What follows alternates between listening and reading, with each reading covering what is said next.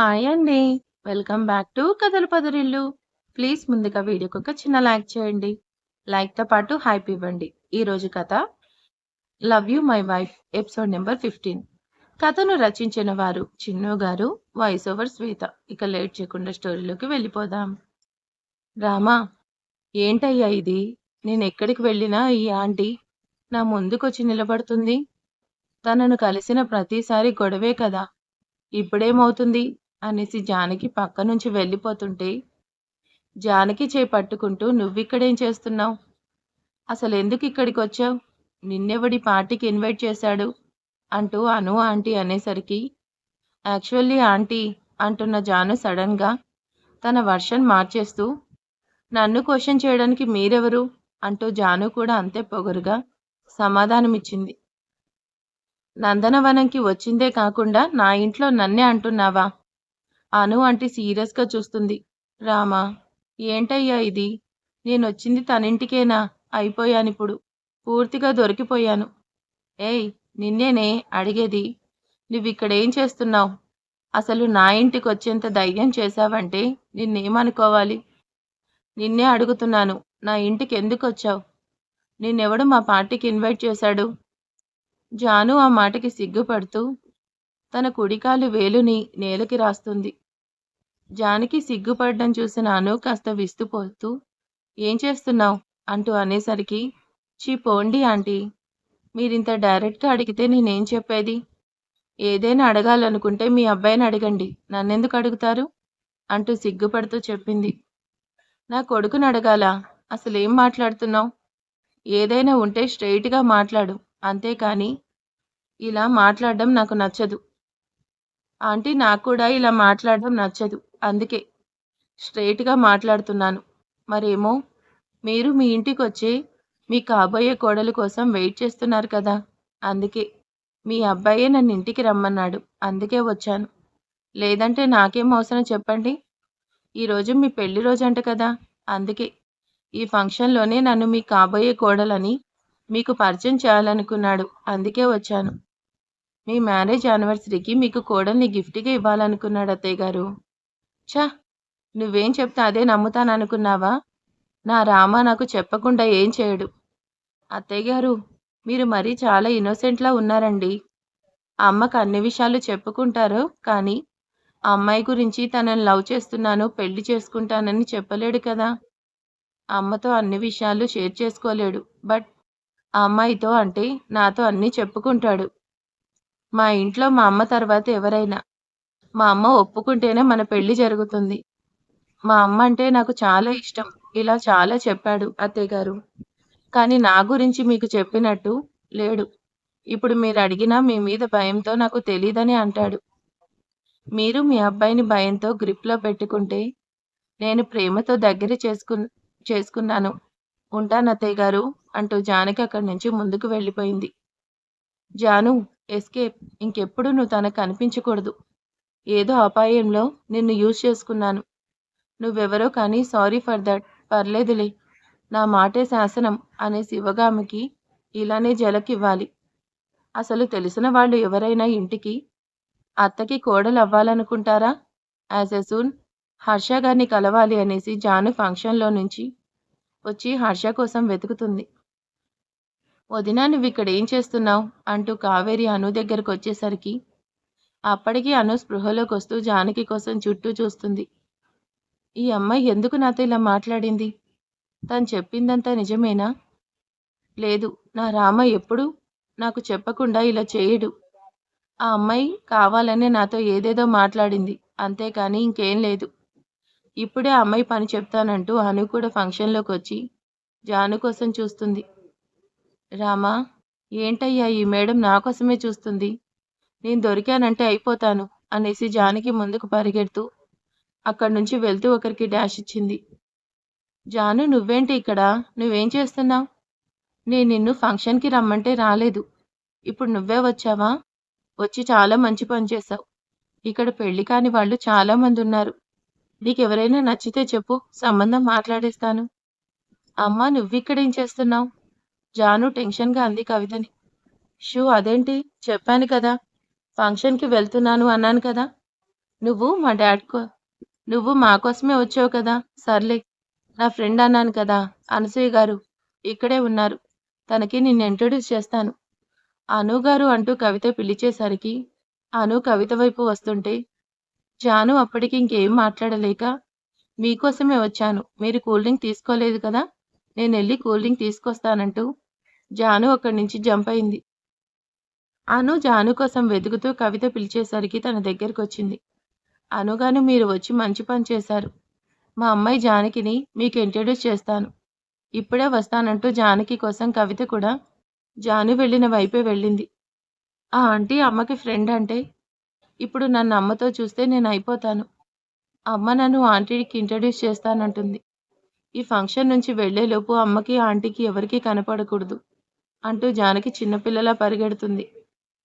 జానకి వెళ్తూ తన ఎదురు ఉన్న అతనికి డాష్ ఇచ్చేసరికి అతని చేతిలో ఉన్న కూల్ డ్రింక్ అతని కోట్ మీద పడింది. జాను నువ్వేం చేస్తున్నావు? నేనిక్కడి నుంచి వెళ్ళమన్నాను కదా!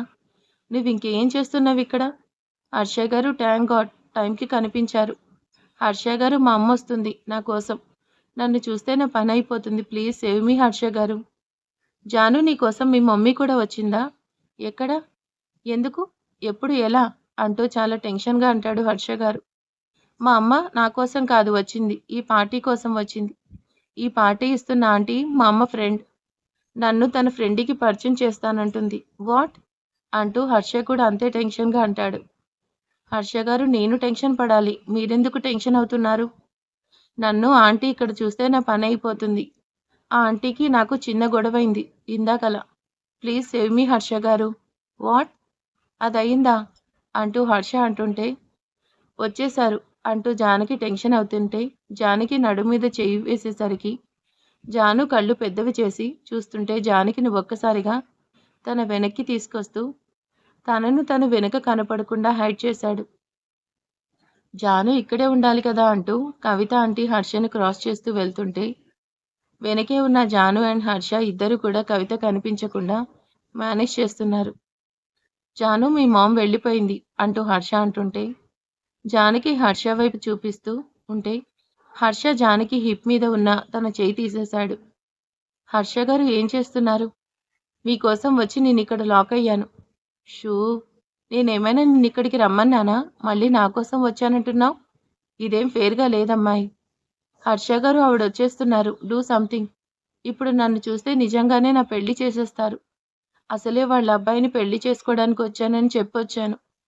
అంటూ తన చెంపలు రెండూ తన చేతుల్లోకి దాచుకుంటూ జానకి ముద్దు ముద్దుగా అంటుంటే హర్ష జానకి చేపట్టుకొని తననక్కడి నుంచి పక్కగా అనసూయకి కనిపించకుండా హైడ్ అవుతూ ఎస్కేప్ చేయిస్తూ నందనవనంలోకి తీసుకెళ్తుంటే హర్ష చేయి పట్టుకున్న జానకి హర్షతో కలిసి నందనవనంలో కుడికాలు పెట్టింది. అను తనతో గొడవపడిన అమ్మాయి కోసం మొత్తం చూస్తుంది. తను ఇటువైపే వచ్చింది కదా అనేసి చూస్తున్న అనుకి నందనవనం డోర్ దగ్గర ఏదో చున్నీ చూసింది. ఈ చున్నీ కలర్ ఆ అమ్మాయి వేసుకున్న చున్నీదే కదా! తను ఇంట్లోకి వెళ్తుందేంటి? అసలెందుకు వెళ్తుందంటూ అను కూడా నందనవనంలోకి వెళ్ళింది. జాను ఈ ఫంక్షన్ కంప్లీట్ అయ్యే వరకు నువ్వు రూమ్‌లోనే ఉండు. తర్వాత నేనే వచ్చి నిన్ను బయటికి తీసుకెళ్తాను. హర్ష గారు ఈ రూమ్ ఎవరిది? అంటూ హర్షని తన దగ్గరకు పిలిచి మెల్లిగా సీక్రెట్‌గా తన చెవిలో అంటుంటే జానకి అనేదానికి హర్ష లిప్స్ లైట్‌గా స్మైల్ చేస్తుంటే అతి కష్టంగా ఆపేస్తూ నీ మొగుడి రూమ్ ఐ మీన్ నువ్వే అన్నావు కదా! తన కొడుకుని పెళ్లి చేసుకోవడానికొచ్చానన్నావు. తనే రూమ్‌కే తీసుకొస్తే నీకేమైనా ప్రాబ్లమా జాను? కాసేపు న్యూసెన్స్ చేయకుండా క్వైట్‌గా ఉంటే బెటర్. కేర్‌ఫుల్ అంటూ హర్ష జానకిని ఆ రూమ్‌లో వదిలి తను బయటికి వెళ్ళిపోయాడు.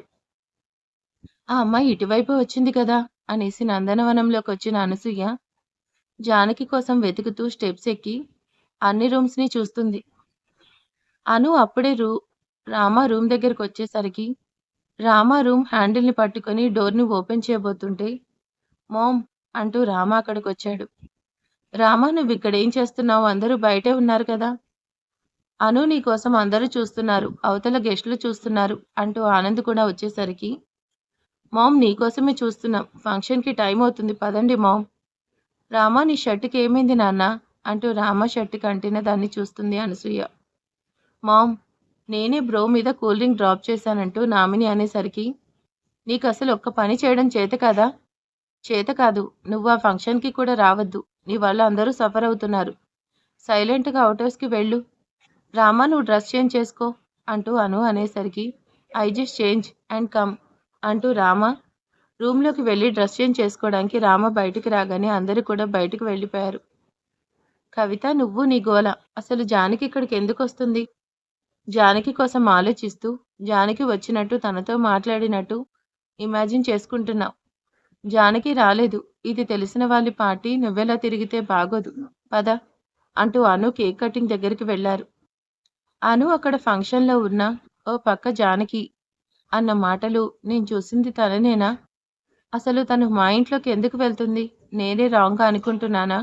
అనేసి జానకి కోసం ఆలోచిస్తూనే ఉంది అనసూయ. అనుగారు లేట్ అయింది. మీ అరేంజ్‌మెంట్స్ చాలా బావున్నాయి. మనం తర్వాత కలుద్దాం అంటూ కవిత అండ్ శేఖర్ ఇద్దరూ కూడా రిటర్న్ అయ్యారు. హర్ష గారు నన్నిక్కడే ఉండమన్నారు. బట్ ఇప్పుడు నిజంగానే ఆ శివగామి కొడుకు వస్తే నా పరిస్థితేంటి? హర్ష గారు త్వరగా రండి అంటూ జానకి రూమ్‌ని చూస్తూ ఉంది. పర్లేదు.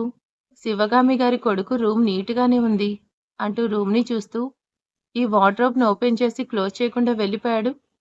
డౌటొస్తే ఇంకేమైనా ఉందా అనేసి వార్డ్‌రోబ్‌ని క్లోజ్ చేయడానికి వెళ్ళిన జానకి వార్డ్‌రోబ్‌ని క్లోజ్ చేయబోతూ వార్డ్‌రోబ్‌లో ఉన్న జానకి, జుంకా అండ్ పక్కనే ఉన్న వాటిని చూడబోతుంటే అప్పుడే డోర్ ఓపెన్ అయ్యేసరికి టెన్షన్‌గా చూస్తుంది. జుంకా పక్కనే ఇంకేమున్నాయి అనేసి అనకండి యార్. అది వార్డ్‌రోబ్ కాబట్టి డ్రెసెస్ ఇంకేమైనా పర్సనల్ గోల్డ్, జ్యువెల్లరీ అన్నట్టు మర్చిపోయాను. ఆ రోజు తన వాలెట్ పెట్టాడు కదా! అది కూడా ఉండొచ్చు. డోంట్ థింక్ రాంగ్ యార్. దీన్ని బట్టి ఆ రూమ్ రామా రూమ్ అని కన్ఫర్మ్ అయింది కాబట్టి ఆ రూమ్ హర్షది కాదు. జాను అంటూ అరవబోతున్న జానకి నోటిని తన చేత్తో క్లోజ్ చేసేశాడు హర్ష. నేనొచ్చింది ఎందుకు? అంతలా రియాక్ట్ అవుతున్నావు? ఎవరైనా నీ వాయిస్ విన్నారంటే నా ఇత్తడవుతుంది. హర్ష గారు ఈ రూమ్‌లోకి మీరే వస్తారని నాకేం తెలుసు? నేనింకా శివగామి గారి కొడుకొచ్చాడేమో అనుకున్నాను. నేను ఫస్ట్ బయటికి వెళ్ళాలి. అమ్మానాన్నను కలవాలి. అట్‌లీస్ట్ కాల్ చేద్దామంటే నా మొబైల్ స్విచ్ ఆఫ్ అయింది. నేనిప్పుడు బయటికి వెళ్తే నన్నా శివగామి నన్ను ఖచ్చితంగా శివగామి చేసేస్తుంది. All this because of you. నీ వల్లే నేనిక్కడికి వచ్చి ఇరుక్కుపోయాను. నువ్వే నన్ను సేవ్ చేయాలి అంటూ హర్షకి వేలు చూపిస్తూ వార్న్ చేస్తూ జానకి అంటుంటే షూ ఇది మరీ బావుందమ్మాయి. నేనేదో నిన్ను కాల్ చేసి ఫంక్షన్‌కి పిలిచినట్టు కటింగ్ ఇస్తున్నావు. నిన్నప్పుడే వెళ్ళిపోమంటే ఇంతవరకు తీసుకొచ్చావు. హర్ష గారు ప్లీజ్ ఇప్పుడు ఆర్గ్యుమెంట్ అవసరమా? వాళ్ళొచ్చేసరికి మనల్ని ఇక్కడే చూస్తే మనకుంటుంది. మనకి కాదు నాకుంటుంది అనేసి చిన్నగా గొణుగుతాడు. మీలో మీరే అనుకోకపోతే కాస్త పైకి చెప్పొచ్చు కదా! నిన్ను సేవ్ చేస్తాను అంటున్నాను. మేడం లేదంటే నేను ఫినిష్ అవుతాను కదా! పద అంటూ జానకిని తీసుకుని బాల్కనీలోకొచ్చాడు. జాను ఆ బాల్కనీ నుంచి దూకేసి గార్డెన్ సైడ్ వెళ్ళి అక్కడ వాల్ జంప్ చేసేస్తే తప్పించుకున్నట్టే. నీకే చెప్పేది. ఏం చూస్తున్నావు జాను? జానుని చూస్తూ అడుగుతాడు హర్ష. హర్ష గారు నన్ను బయటికి పంపించమన్నాను. అంతేకాని పైకి పంపించమనలేదు. జాను నన్నేమనుకుంటున్నారు నేను? ఈ బాల్కనీ నుంచి జంప్ చేయాలా? నా వల్ల కాదు. అమ్మో! నాకసలే హైట్స్ అంటే చాలా భయం. Janu don't be silly. అందరూ వచ్చేలోపు ఇక్కడి నుంచి తప్పించుకోవాలి. అందరూ కిందే ఉన్నారు. బయటికి వెళ్ళడానికి వేరే ఆప్షన్ లేదు. And this is the best way. First ఆ చున్నీ తీసి రైలింగ్‌కి హ్యాంగ్ చెయ్యి అంటూ జానకి చున్నీని తీసుకొని హ్యాంగ్ చేశాడు. జాను ఇంకేం చూస్తున్నావు? అది పట్టుకొని కేర్‌ఫుల్‌గా కిందకి వెళ్ళు. వెళ్ళు అంటే మీనింగ్ నాతో మీరు రావట్లేదా? హుహు. నిన్ను నాతో చూసిన ప్రాబ్లమ్. బట్ నన్ను చూస్తే ప్రాబ్లమ్ లేదుగా అంటూ హర్ష బయటికి వెళ్ళగానే నేనిలాంటి ఫీట్స్ చేస్తానని అనుకోలేదు అనేసి జానకి కష్టంగా హర్ష చెప్పినట్టు కిందికి దిగుతుంది. సత్యమ్మ నా వీడియోస్, రీల్స్ అన్నీ కూడా సోషల్ వెబ్‌సైట్‌లో హల్చల్ చేయాలి. అన్నీ కూడా పర్ఫెక్ట్‌గా క్యాప్చర్ చెయ్యి. లేదంటే నీతో న్యూ వీడియోస్ ట్రై చేస్తాను. అమ్మగారు మీరంత పని చేయకండి. మీరు చెప్పింది నేను చేస్తాను కదా! అంటూ అన్నీ చేస్తున్నాడు. సత్యమ్మ అలా కాదురా నాకివ్వు. బ్యాక్ సైడ్ ఎలా క్యాప్చర్ చేయాలో నన్ను చూసి నేర్చుకో అంటూ కావేరి ఆంటీ సత్యమ్మ డిప్ప పగలగొట్టి మొబైల్ తీసుకొని బ్యాక్‌గ్రౌండ్‌ని చెక్ చేస్తూ ఏదో తెల్లగా గాలికి ఎగురుతున్నట్టుగా ఉండేసరికి పెద్దగా పెద్దగా అరుస్తూ పడిపోయింది. రామ గురించి ఆ అమ్మాయి చెప్పింది నిజమా? రామ నిజంగానే తనను ప్రేమిస్తున్నాడా?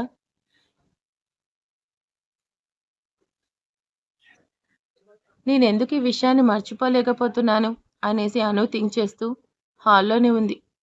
మామ్ నువ్వేంటి ఇంకా పడుకోలేదా? చాలా టైం అయింది కదా! ఏం చేస్తున్నావు? పార్టీ వల్ల నువ్వు చాలా అలసిపోయి ఉంటావు కదా! అంటూ అను పక్కన కూర్చుంటూ అంటాడు. రామ నా ఆలోచన అంతా నీకోసమే కదా! రామ నా కొడుకు. ఎవరో ఏదో చెప్తే నేను నా రామాని డౌట్ పడ్డం ఏంటి? ఆ అమ్మాయి కావాలని అబద్ధం చెప్పిందని నాకు నచ్చని పని రామ ఎప్పుడూ చేయడు అనేసి అను ఆంటీ అనుకుంటూనే ఏదో అరుపుకి అను అండ్ రామ ఇద్దరు కూడా బయటికి చూస్తారు. అలానే లోపలున్న మిగతా వాళ్ళు కూడా బయటికొచ్చారు. అను, అను చెల్లెమ్మ నా భార్య ఏదో చేసినట్టుంది. అలా అరిచింది పదండి చూద్దామంటూ జేపీ అంకుల్ అండ్ బ్యాచ్ మొత్తం బయటికి వెళ్లి కావేరి ఆంటీ మీద వాటర్ స్ప్రింకిల్ చేశారు. కావేరి ఏమైంది ఎందుకలా అరిచావు? ఏమైనా చూసి భయపడ్డావా? వదినా అది మరి నేను దెయ్యాన్ని చూశాను. రామ రూమ్ బాల్కనీలో గాల్లో ఎగురుతుంది అంటూ కావేరి ఆంటీ భయంగా అంటుంది. కావేరి నీకేమైనా పిచ్చా? ఏం మాట్లాడుతున్నావు? ఈ రోజుల్లో దెయ్యాలేంటి?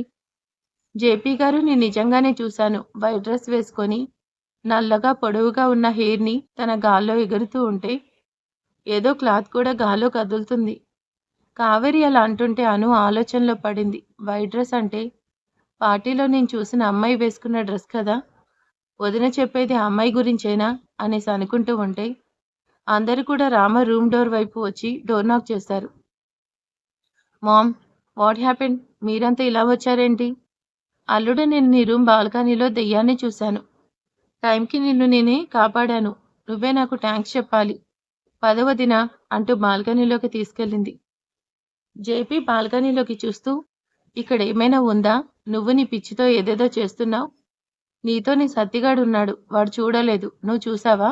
పద చెల్లెమ్మ ఇదంతా పట్టించుకోకంటూ అందరూ రామ నుండి బయటకొచ్చేశారు. 10 మినిట్స్ తర్వాత నందనవనం నుంచి ఓ అమ్మాయి అండ్ అబ్బాయి ఇద్దరు కూడా ఎవరికి కనపడకుండా గార్డెన్ వాల్ జంప్ చేశారు. హర్ష గారు థ్యాంక్ యూ వచ్చి సేవ్ చేశారు. లేదంటే ఈరోజు నా పనైపోయేది. నన్ను చూసి దెయ్యమనేసింది. Night time ఇంకేమనుకుంటారు? మొత్తానికి ఎవరికీ కనపడకుండా బయటపడ్డావు కదా! నీ వల్ల ఈరోజు నేను అయిపోయేవాణ్ణి అంటూ హర్ష అంటుంటే హర్ష గారు థ్యాంక్ యూ సో మచ్ అంటూ హర్షని హగ్ చేసుకుని వదిలింది. జానకి చేసిన దానికి హర్షకి సౌండ్ లేకపోయేసరికి కళ్ళప్పగించి చూస్తుండిపోయాడు. తనకస్సలు మాటలు రావట్లేదు. జాను శేఖర్ గారు నేను చెప్పాను కదా! జాను నువ్విక్కడేం చేస్తున్నావు? పార్టీలో కనిపించలేదు అంటూ పక్కనే ఉన్న హర్షని చూస్తూ అంటే అమ్మ హర్ష గారిని చూసేసింది. మేనేజ్ చేయాలనేసి జానకి అనుకుంటూ అమ్మ తను నా ఫ్రెండ్ హర్ష. హర్ష గారు. మా అమ్మ నాన్న కవిత శేఖర్. నమస్తే ఆంటీ అంటూ హర్ష కూడా విష్ చేశాడు. అమ్మ ఫంక్షన్‌లో హర్ష గారు మీట్ అయ్యారు. మీరేంటి చాలా లేట్ అయింది కదా! క్యాబ్ లేదా? క్యాబ్ లేట్ అయింది జాను అంటుండగానే క్యాబ్ వచ్చేసరికి జాను క్యాబ్ వచ్చింది పద వెళ్దాం. హర్ష నువ్వు తప్పకుండా ఓసారి ఇంటికి రావాలంటూ కవిత జానకిని తీసుకుని అక్కడి నుంచి వెళ్ళగానే ఈ అమ్మాయికి కాస్త డిస్టెన్స్ మెయింటైన్ చేయాలి. లేదంటే ఏదేదో అవుతుంది అనేసి హర్ష బావ కూడా రిటర్న్ అయ్యాడు. హర్ష బావ రిటర్న్ అయ్యాడంటే అర్థం నందనవనంలోకి వెళ్ళాడనేసి ఫిక్స్ అవ్వకండి యార్. హర్ష బావ తన ఇంటికి రిటర్న్ అయ్యాడు.